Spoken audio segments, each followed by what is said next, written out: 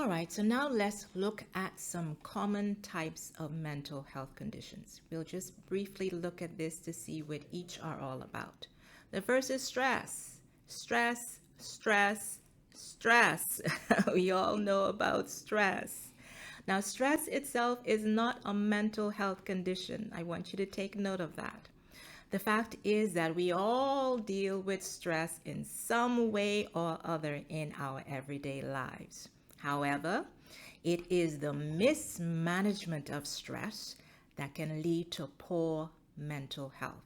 And on top of that, you may or may not know that there is good stress, which is also called eustress, and bad stress or distress.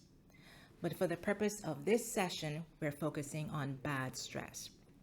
That being said, stress may be defined as the adverse reaction a person has to excessive pressure or other types of demands placed upon them.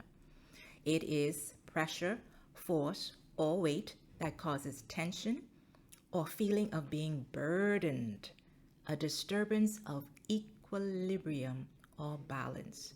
That is stress. And again, we all go through stress, but it's how we manage it that can impact our mental health. Then there is anxiety. That's fear or nervousness or uneasiness due to a threat or risk, or it is the anticipation of trouble, misfortune, difficulty, or a disaster.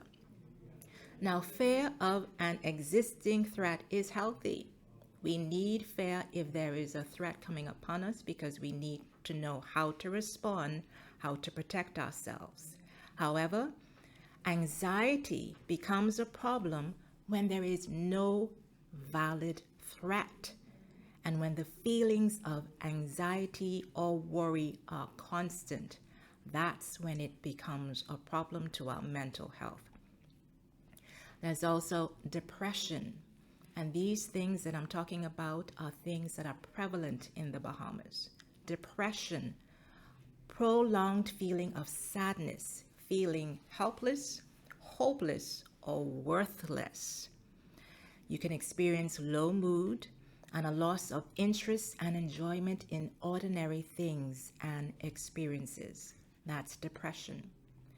Then there is the big one, burnout. Burnout. This is something that we have to watch out for. This is excessive or prolonged exposure to stress or pressure and overactivity that causes exhaustion. It causes fatigue and exhaustion. And there's a lack of motivation and care. You become so tired that you don't even care how you feel or what it is you're doing.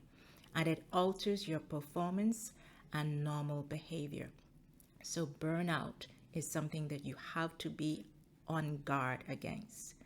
And then lastly, addiction. That's substance abuse or misuse. So that's an addiction or dependency on substances to function, and this alters your work performance. It impairs your judgment, and it results in mental, emotional, and physical health problems. So that is another common condition that is affecting our mental health within the workplace.